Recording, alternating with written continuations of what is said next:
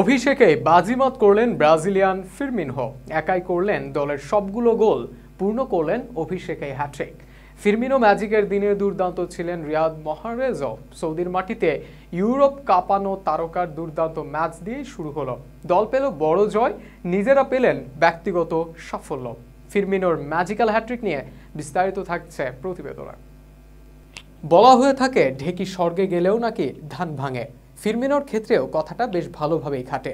English premier league EPL ছাড়লেন খুব বেশি দিন হয়নি, সুযোগ ছিল ইউরোপে আরও খেলার। তবে ফিরমিনো বেছে নিলেন সৌদি আরবকে। সেখানে এসে যোগ দিলেন শীর্ষ ক্লাব আল আহলিতে। নতুন মৌসুমে নতুন ক্লাবে এসে প্রথম ম্যাচে ফিরমিনো দেখালেন তার দানবীয় রূপ। এই মৌসুমে রজার ইবনেজ, মেন্ডি, সেন্ট ম্যাক্সিম্যান, রিয়াদ মাহ্রেজ, ফিরমিনোদের নিয়ে শক্তিশালী স্কোয়াড সৌদি দল আল আহলির।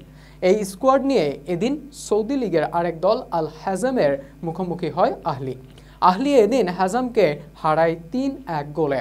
৩ গোলের সবগুলোই করেন ব্রাজিলিয়ান ম্যাজিক্যাল ফিরমিনো।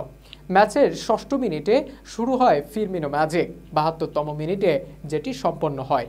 ৬ষ্ঠ মিনিটে সৌদি আরবের রাইট ব্যাক আলী মাজরাসের ক্রস থেকে হেড দিয়ে জালের ডান দিকে বল জড়ান ফিরমিনো।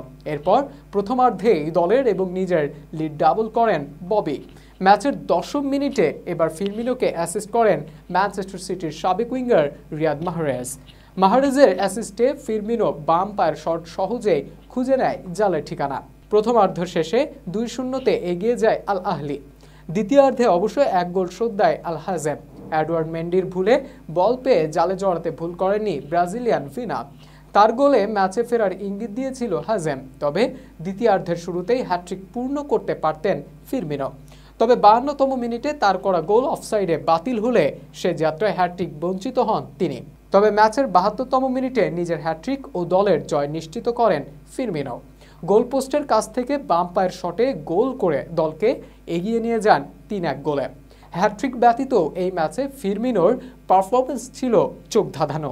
স্ট্রাইকার ফিরমিনো ৩০টি পাসের মধ্যে সফল পাস দিয়েছেন ২৯টি, অর্থাৎ ৯৭% সঠিক পাস দিয়েছেন তিনি এই ম্যাচে।